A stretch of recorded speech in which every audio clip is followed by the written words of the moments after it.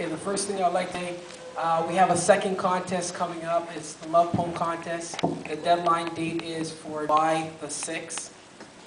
Very pleased. It's the second annual contest, so all the writers that are here contribute to that. Details for that is at www.com/Oneal Walters. Okay. This next poem is a true incident or a true situation in regards with an employer and his point of view of me. I went into a workplace where everybody was treated in a substandard way, and I wasn't used to that, so my reaction to how they were treated was a lot different from how everybody else's reaction was. So this would be from the mind of the employer. It's called Cruelty. Employer thinks. Employees beg for their jobs, their pleas are nothing. I replace them easy. I am production operation. I sustain law through fear, through cursing. My tongue convicts anyone outside my law. I sent his family to weeks of starvation. I ruin lives through one phrase. Don't come back tomorrow. I don't dress differently, I blend in. They look for me pretending to be active, but when I'm near, they flee my presence. I remove all smiles. All talking ceases. This one, I hate his face. He smiles under my protection. I hear that he refuses to fear me. He chats to the other employees, and when I arrive, he continues. This one does not turn and flee. He inspires and creates smiles. I look at him directly to deflate his strength. He stares with greater determination.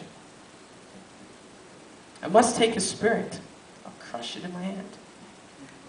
I speak to him face to face. My hardest words I say to him. He talks back. He demands respect. Other employees arrive like insects.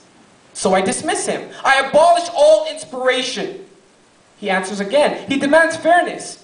His spirit smiles in my presence. He leaves. A hero to them.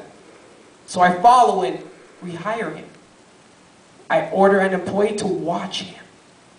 Study his words and report them. I'll trap him and fire him. Okay, my second poem is called Never Never More. Never Never More is basically, I have a personal animosity towards poetry that has to do with trees and birds and where there's no people. And every time I hear a poem like that, it kind of, so everybody's an individual, so that's just my individuality. Never, never more. I find myself quite weary. I speak aloud to myself, never, never more. Poems about pebbled shores, people in faceless conversations, no identity within their characters, no urgency in reading more. I'm spinning under landscapes, green descriptions and poetry? Forget it. I'll push through another week. CV2 is coming in the mail soon. Oneal Walters. Okay, each begins. First poem I'm going to read is Who I Am.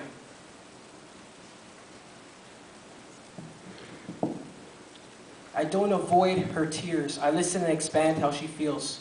I don't bury her pain. I write the language of a crying heart. I don't wrestle with flesh or blood. I speak spirit to spirit. The next poem is basically when you're in a relationship and you're being abused. This is from a woman's point of view. When you're in a relationship and you're being abused, it's got to stop. It doesn't have to happen 3, 4, 5, 6, 7, 8 times, and after the 8th time you realize, okay, it's got to stop. So this is the poem about that. It's called Can't Find Love in Arguing. He yells, she yells, he yells more. He pulls his hands back, extends them forward, open palms, strike on contact. She falls backwards. He says, I'm sorry.